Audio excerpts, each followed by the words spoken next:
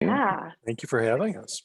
And we are being recorded by continuing and sending to be recorded. I'm going to go mute because I'm not the starter. It's starting to snow here in State College. Really? Wow. Brad Zerker north of Indy had 2.5 inches this morning. I had about an inch. Oh, wow. That's unusual for southern Indiana in late April. And let me tell you, I was not happy about my gardens.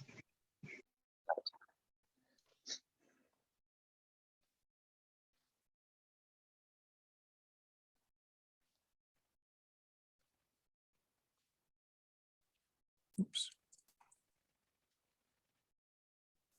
That kind of stuff never happens in Utah, though, right, Melissa? I remember that one Instructure con in June July. at Park. Was it July? July. I can't believe it. July in It Park snowed. City.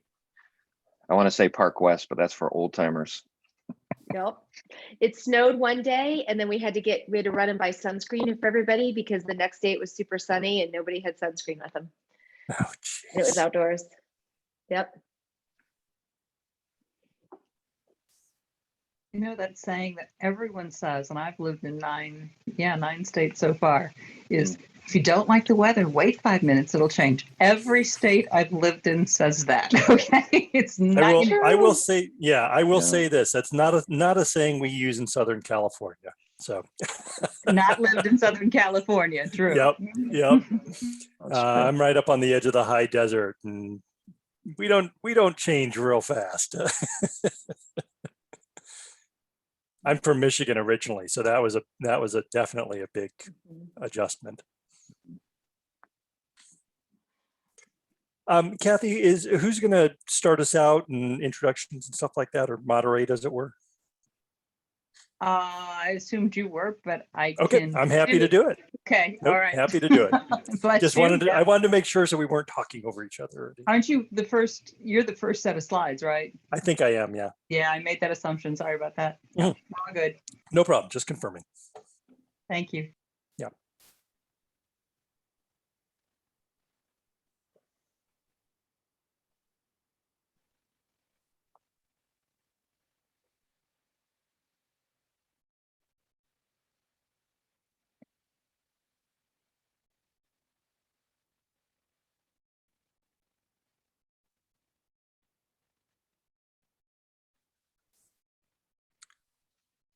Okay, we are at the top of the hour, but we'll give it another minute or two as folks roll into the session.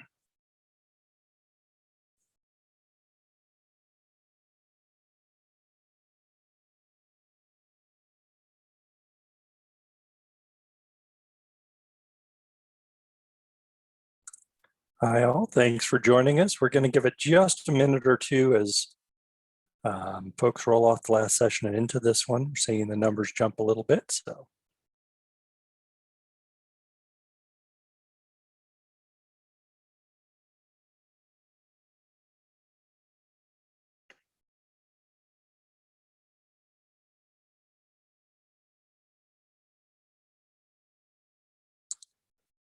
Okay, I'd say let's go ahead and get started, and we'll get anybody caught up that needs to get caught up.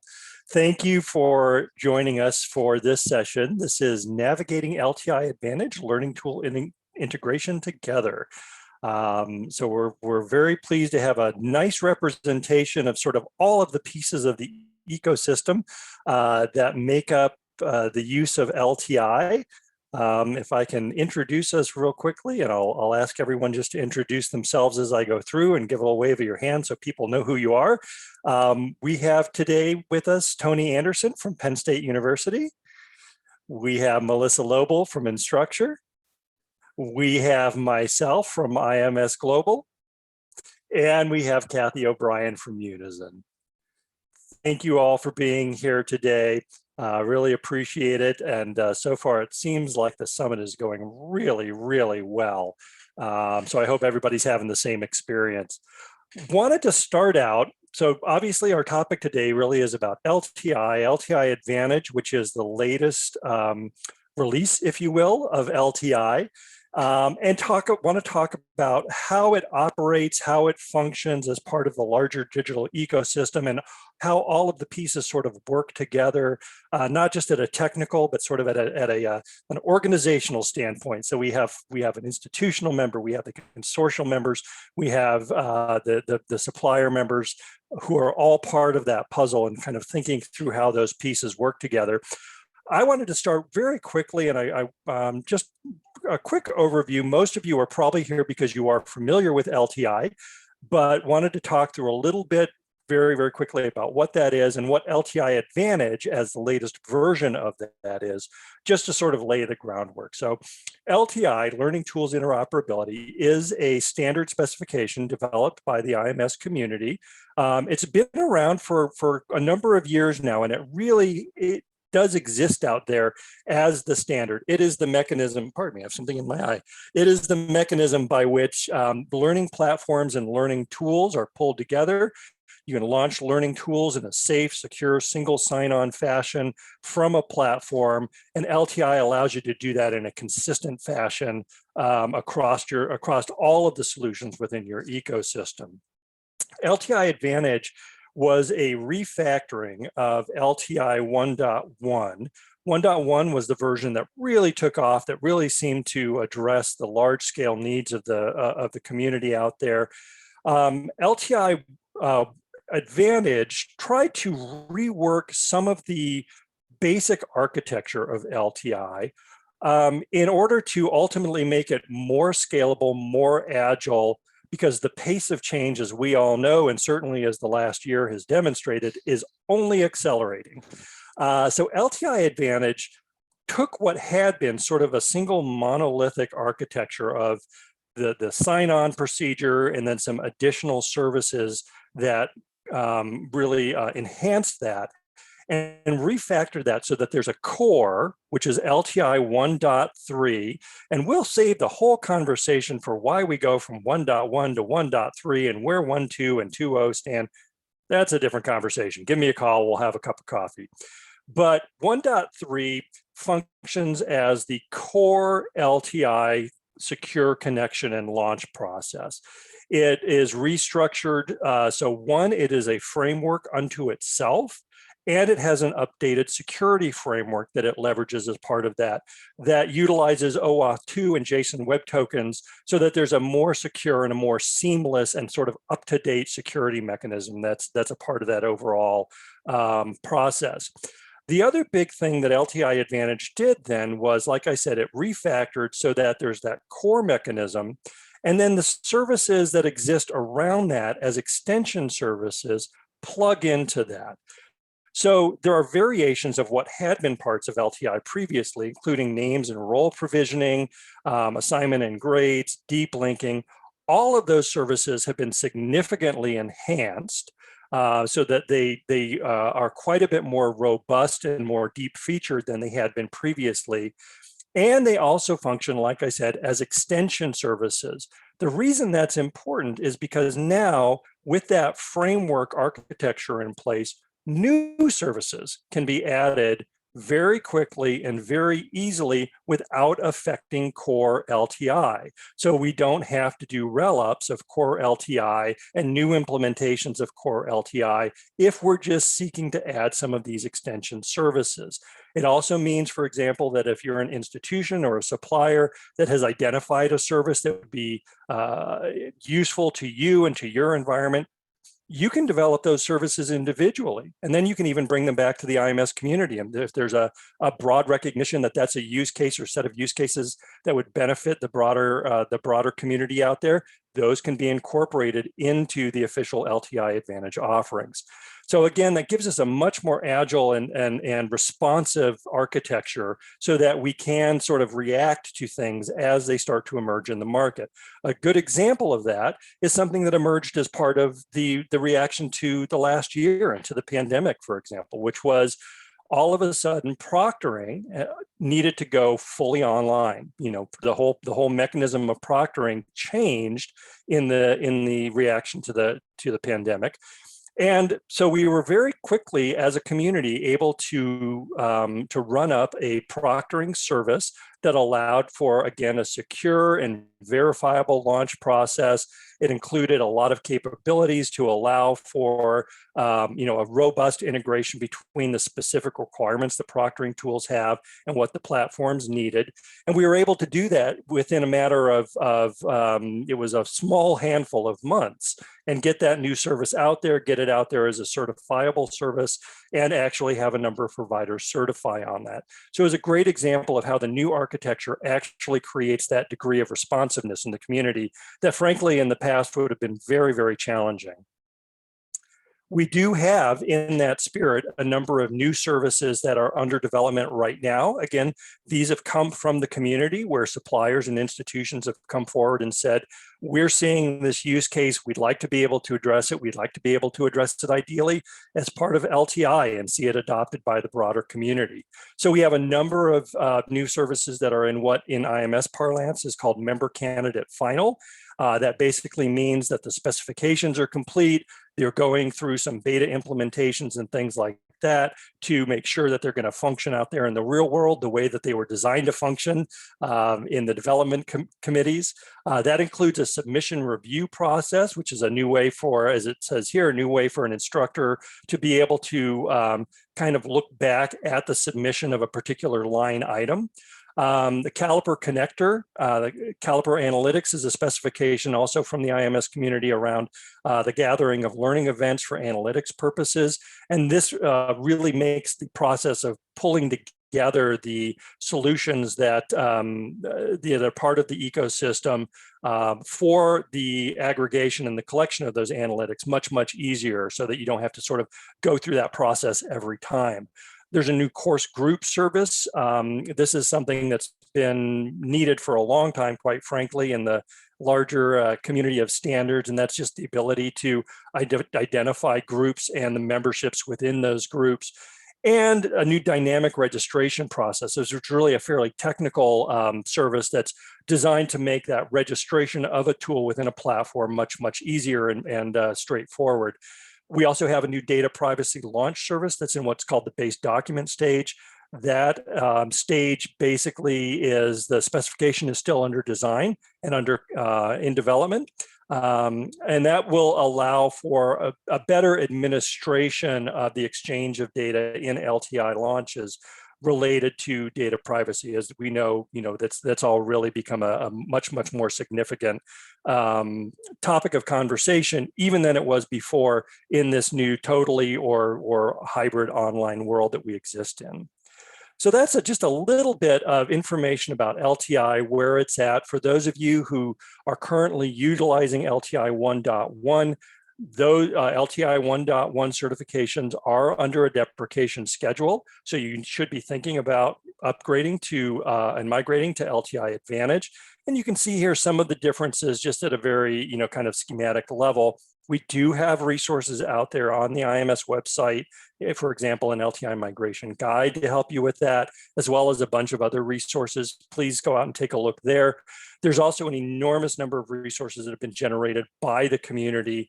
There's a really good video, for example, from one of our community members migrating to LTI Advantage, a platform agnostic view. A number of groups have posted information out there about the migration process. So would encourage you to go out there and take a look. So that's just a very quick overview of LTI Advantage, how it's come to be where it is. So we wanted then to really talk about, and I want to make sure we're spending the meat of the conversation in how this works in practice and how it works in the collaboration between all of the members of the ecosystem.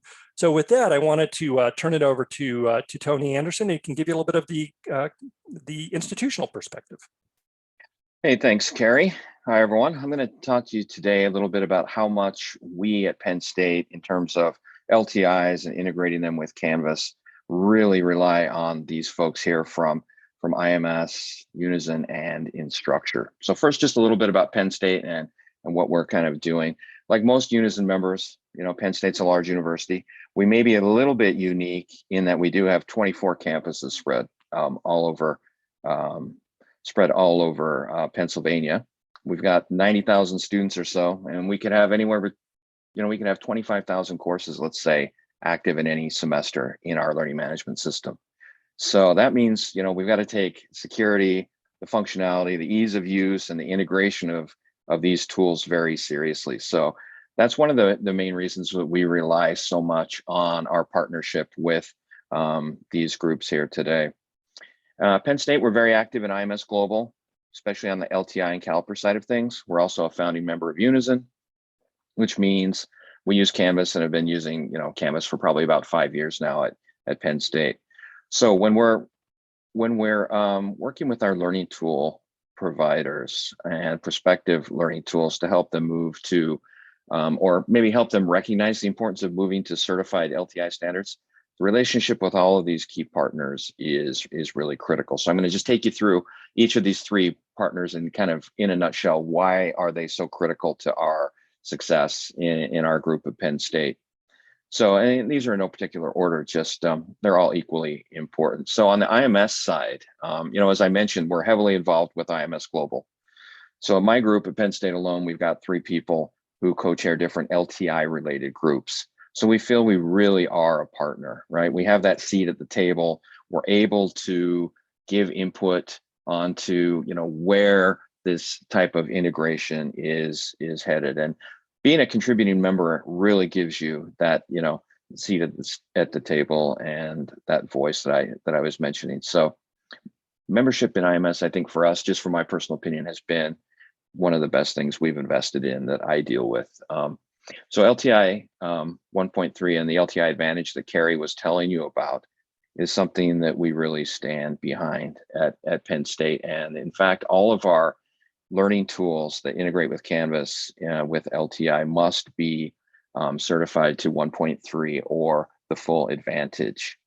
So that's no easy task to pull off if anyone has tried that at my peer institutions. So we really rely on IMS to help us work with the learning tool providers. And some don't even really have a lot of resources, and IMS has been really great in helping work with them. I know that they're probably a little tired of us asking them for help all the time, but I think, at the end of the day, it's something that's really benefited everyone. So that's been really good.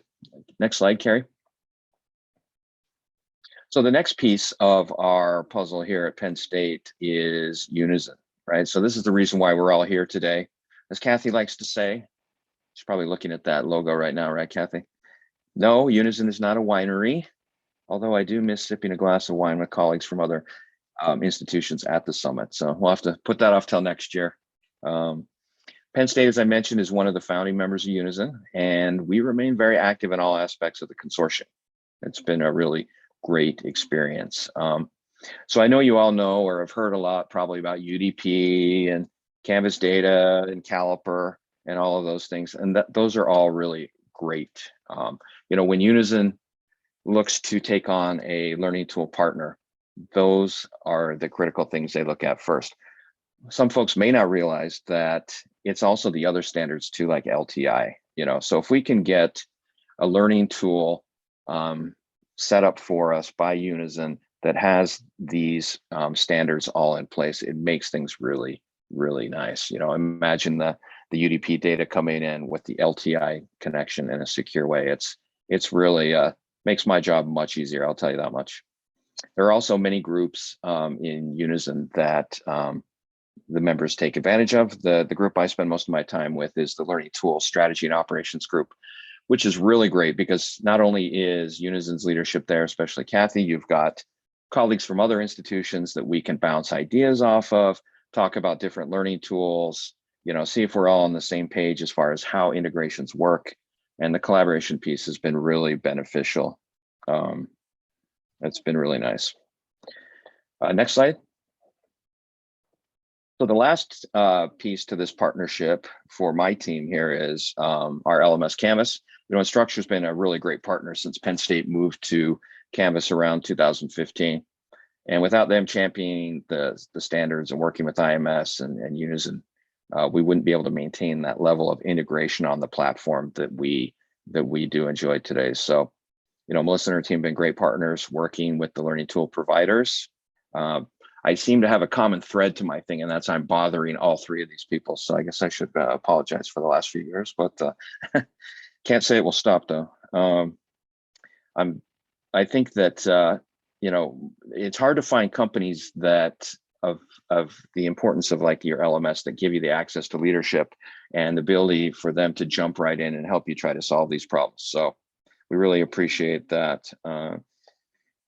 And another thing Instructure has been really helpful with for us is their commitment to the standards and working with IMS and sponsoring events like this. So as far as the institution goes, where LTI is so critical for us personally, I think this has been a really great experience for us. So I really welcome everyone to get involved with their partners and develop those relationships that can really lead to great things. So I think, Cathy, you're up next. I think you're absolutely right. Thank you very much. Thanks. So one of the things I want to say here, like I said in the keynote, is Unison is about scaling the digital learning experience. But scaling implies two things to me that are absolutely paramount to being successful at scaling.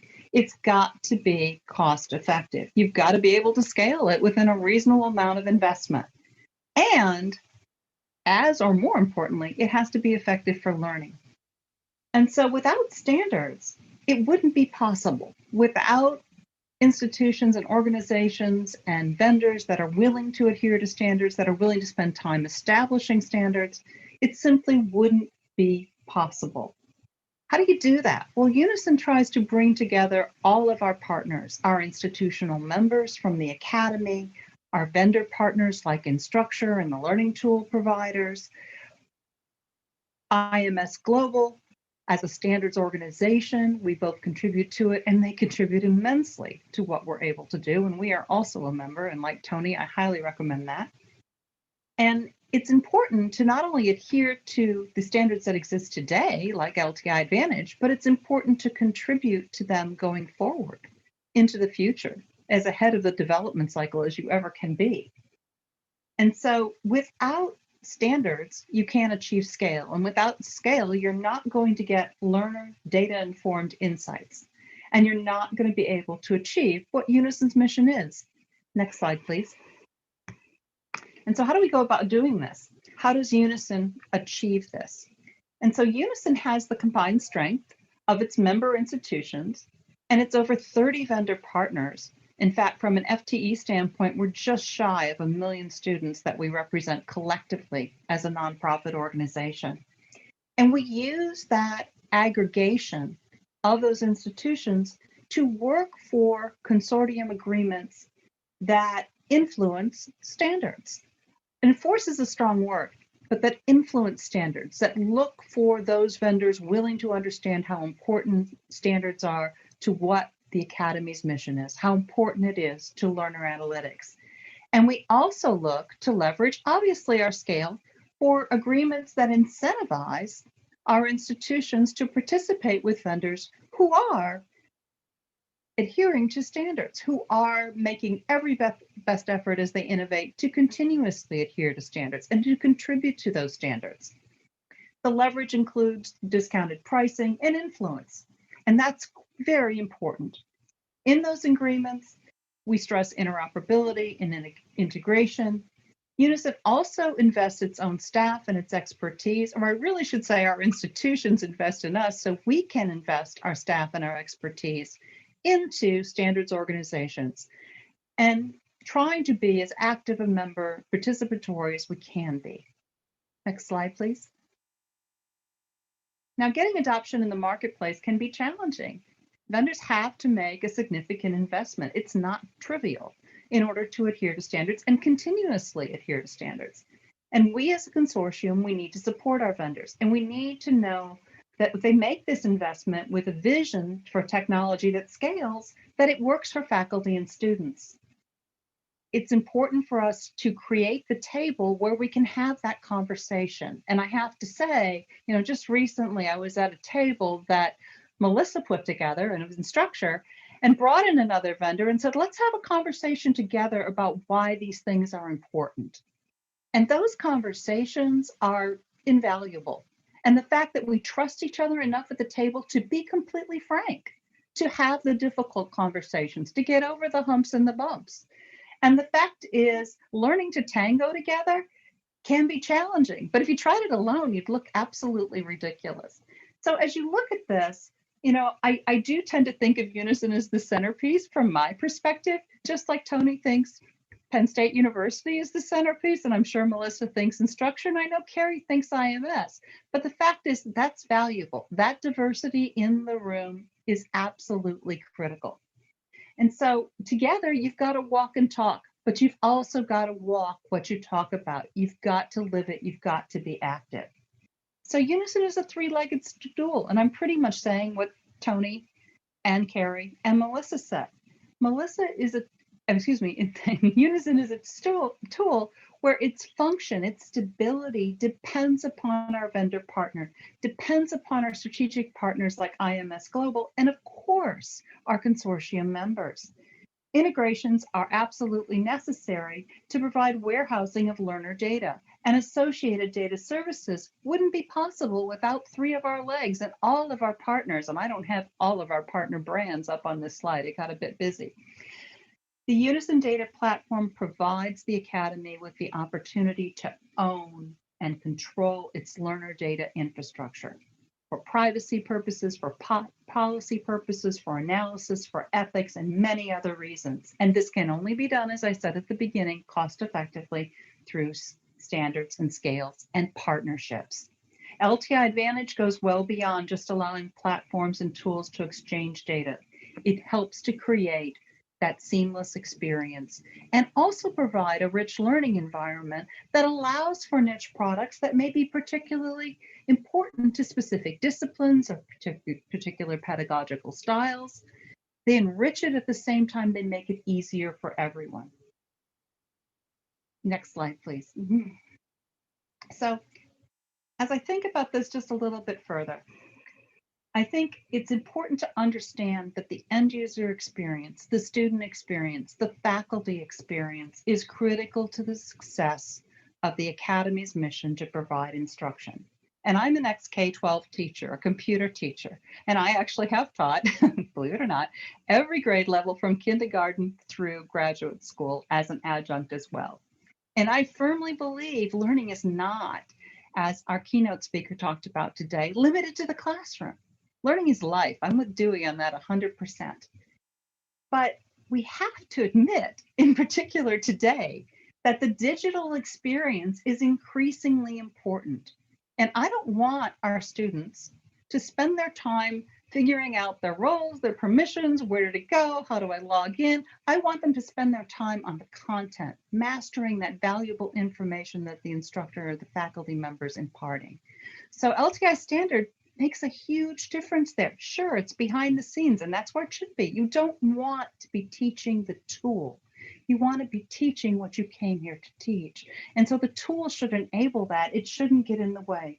And standards and IMS Global and consortiums like Unison and vendor partners like Instructure that are willing to play along make all of that possible. Instruction today is increasingly dependent on digital learning tools and how well they play with each other. And standards make that possible. Next slide, please. And so I'll wrap up with something that I believe, and I know it has been said many times. You've probably heard the African proverb, although the actual origin is somewhat unknown, that if you want to go fast, go alone. And if you want to go far, go together. It's a journey. We're all on this journey. And to do it, we need partners. And yes, we want to go both far and fast. And standards make that feasible. They enable it to scale. They enable it to be cost effective. So the fact is, the partnerships, the nature of the consortium, the trust that's built within it, those difficult conversations that are in the room, the fact that you're at the table, as Tony said, is extremely important. And together, we're going to go far and we're going to go fast. And a unified student experience and faculty experience is good for us all. It's a win-win all the way. An effective learning tool Where students find it easy to use and useful for their learning means repeat business to our vendors.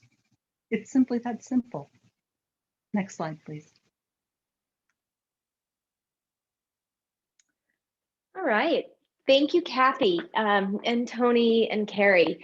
This, I'm going to try not to be repetitive, although our passions at Instructure are very much in line with everything you've heard already.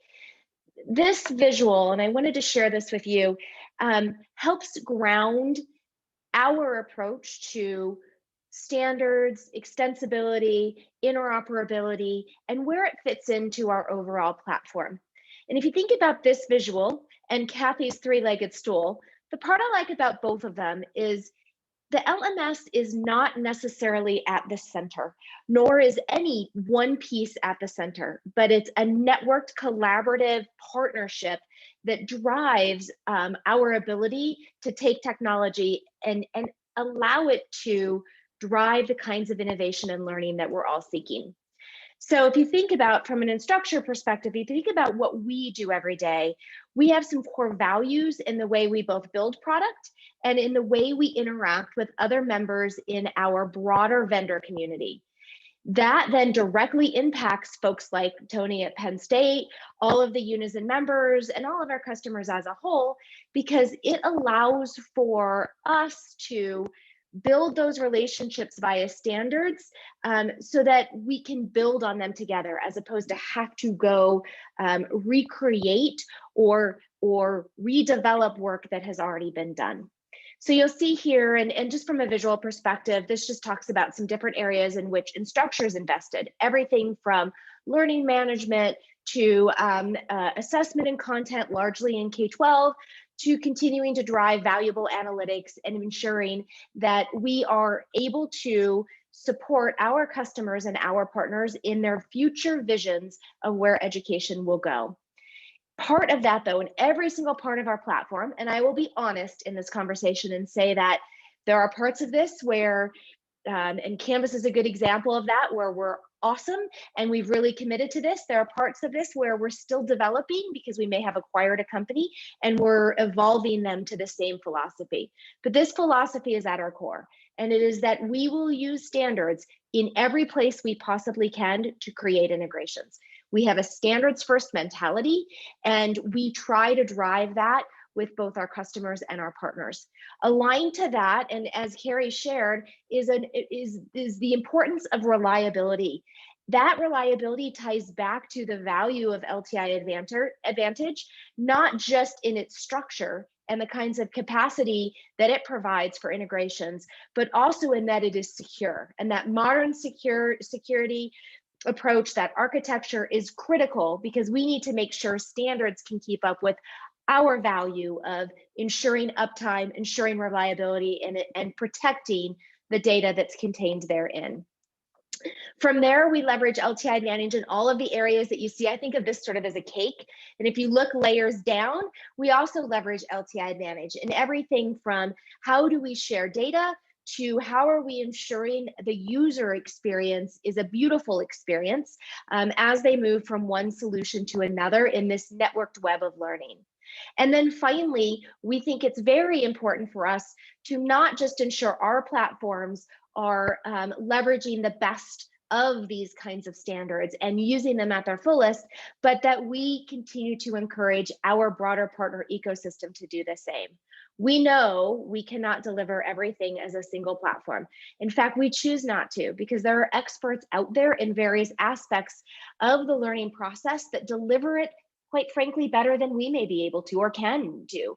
And that's important, but we need to make sure these layers of the cake extend to the partners that we work with, both from a customer perspective and another vendor perspective. So if you go to the next slide, please. These are just a couple of visual examples I wanted to share.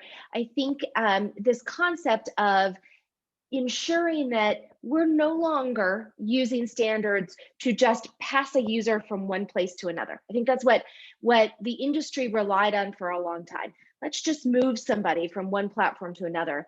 Now it's so much more about contextual learning and contextualizing technologies within one another. So all of these examples show where in Canvas in particular, you will see how we're embedding tools and how those tools from a everyday teaching and learning experience show up, yet they're leveraging LTI Advantage.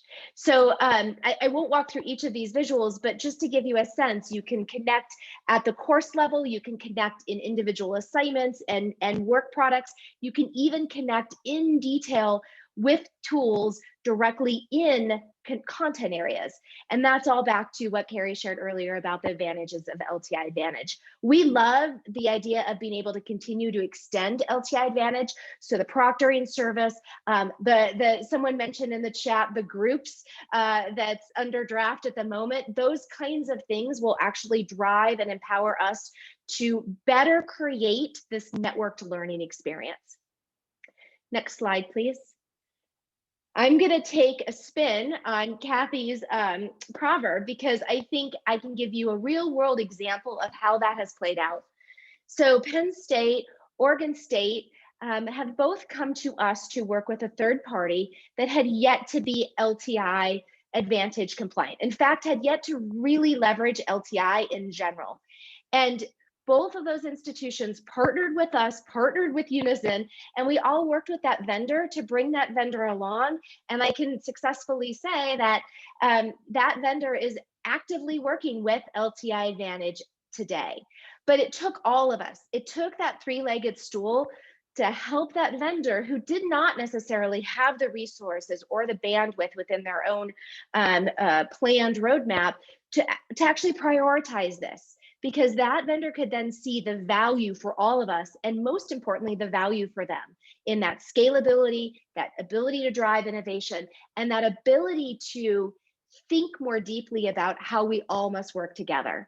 And we encourage that. In fact, I remember when Tony shared with me that they were going to begin to require all of their third-party tools connecting into Canvas to be LTI 1.3 or LTI Advantage in full certified.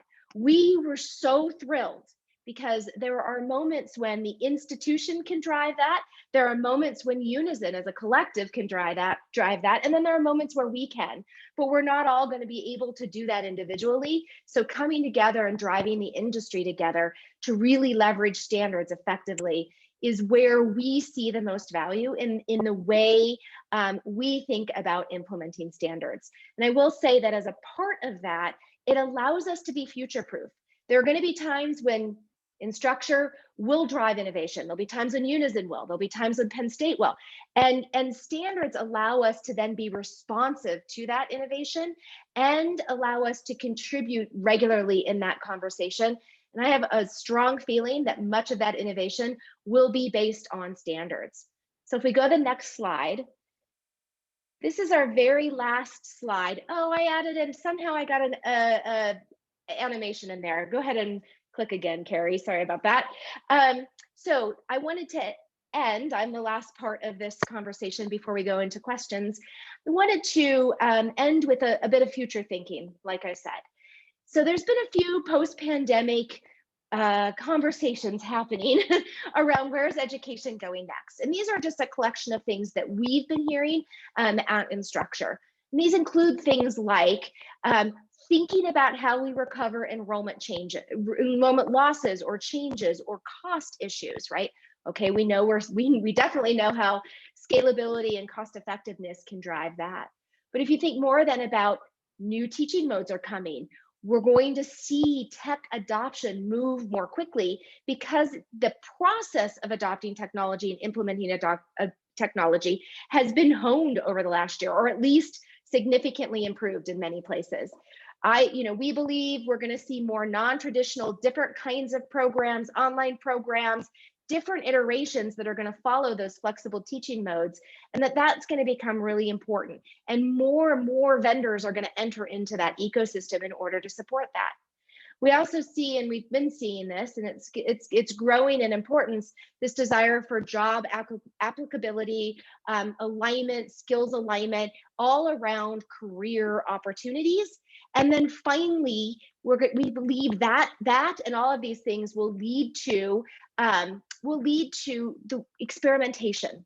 And again, standards are perfect for experimentation. So LTI Advantage, in summary, helps us do all of this because it's scalable, secure. It enables this ecosystem.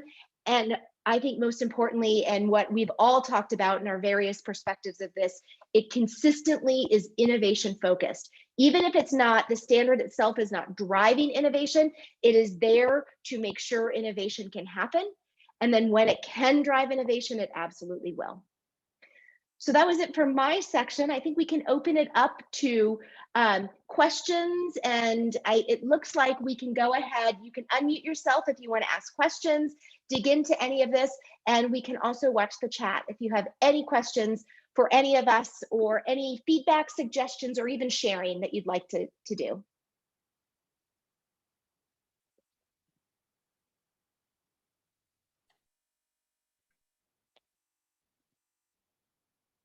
This is the part where we wait to see who breaks first.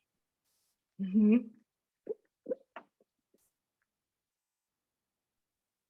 This is when I wish I had chocolate.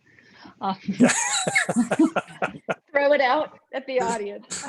Yeah. Wine would be great too. I'm with Tony on that, but throwing wine, not so good. Yeah.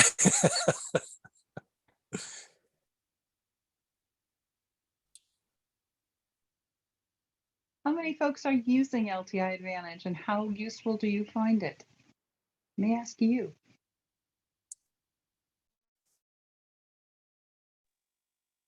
You have tools that utilize it and have seen the value. You can do a thumbs up. If you don't want to talk, you can do a thumbs up, I believe, within Zoom. You usually can. Reactions? Oh. I see one thumbs up. Got a couple coming up. Yeah.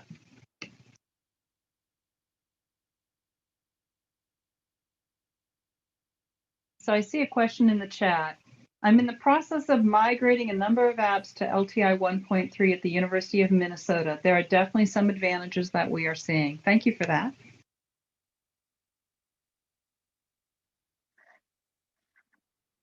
Yeah, I would just comment on that, you know, we had quite a few tool providers who were already in our system as 1.1, and when they see what's possible with LTI Advantage, you know, and one of the nice things too is we've been able to show them how they can just do the core first, 1.3, and then that gives them time to kind of expand the roles and services. So I agree.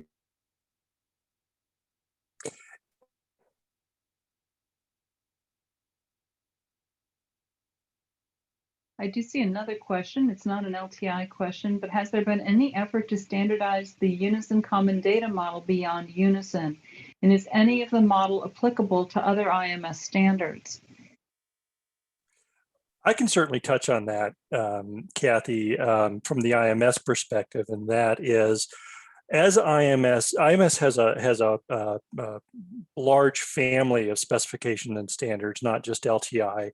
And, you know, part of what we do at a technical level is we try to rationalize those so that they do interoperate and orchestrate well together. And that includes the creation of, for example, underlying standard data models specific to the IMS world, to the IMS specifications, but then how do those relate to or map to other data models like the Unison common data model? So as IMS has looked at the development of our own internal core data model, we have certainly looked to things like the UCDM to help inform that so that we have a clear understanding of ultimately what the relationship is between, for example, UCDM and the data models and the information models that make up the IMS specification. So speaking from sort of the outside looking in,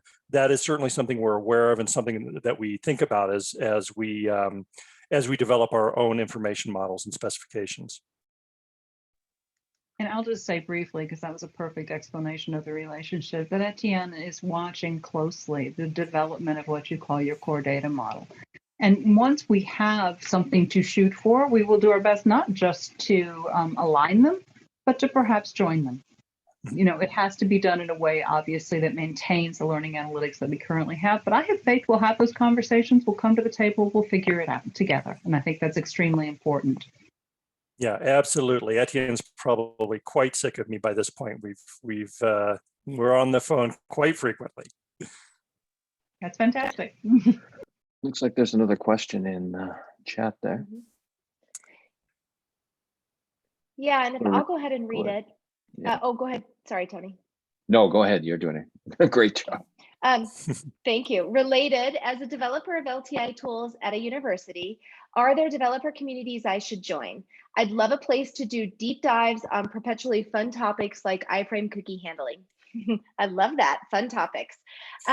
We do within our Canvas community. If you happen to be a Canvas member, now I know this is open to anyone, so you may not be a Canvas customer, but if you are a Canvas customer, within our community site that you can sign into as being a Canvas customer, we do have various discussions and exchanges with developers talking about how to leverage LTI Advantage and even sample tools. We've also contributed to some of the work that IMS has out there of example tools, some videos, things like that. And I think for anyone, and if it's okay, I'll pass it to you, Cary, there's a wide set of resources and community opportunities through IMS as well. Absolutely. We have almost too much in some ways information available on the public IMS website. And for the record, we're trying to redesign a little bit to curate that information a little bit better, because there has been an explosion of available information there, and it's grown very quickly by accretion. I would also say, Colin, because you had indicated that in your earlier comment that you're from University of Minnesota. University of Minnesota is right in the process of joining IMS as a contributing member, and that means that you or others at your institution can participate in those IMS development bodies as well. So that's that may be another area as you start to get more familiar or more embedded with some of the IMS membership stuff that you can get yourself directly involved in, for example, task forces and other bodies that we have a task force that is dealing with the iframes issue right now, for example. So there's not only a lot of public information, but then there's a lot of opportunities to participate in the IMS community member work as well. I'll add very briefly to that, and particularly since we're in the University of Minnesota, Unison has I think it's 8 teaching and learning communities. One of them is an app dev development community, and they deal with all sorts of hairy questions, or as you put it, fun questions there. Wouldn't be at all surprised to see that kind of question pop up. And if you're not quite sure how to make that connection, please reach out to me. The email is correct. It's Cathy O'Bryan with a Y. I see Dave Collins asking a question. Did Melissa and I coordinate on our proverb? No, I wish we had, because we probably would have combined it. But the fact is, we seem to agree that we like that proverb. So thank you for that question.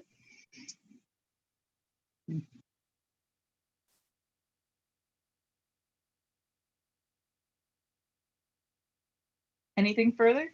You can unmute your mics if you wish to speak.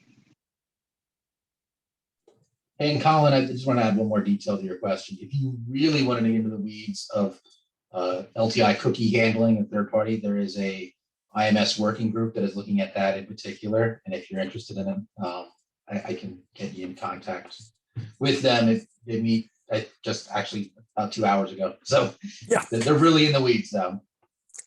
Yeah, and it is a quote unquote fun one, as you indicated. It's a tough one. That said, I think we'll call it a wrap. I want to thank all of you for joining us. Really appreciate your time, and I want to thank all my partners here in getting through the presentation. Yay! Have a great day. Thank you, everyone. Thanks, everybody. Bye-bye. Thanks, everyone.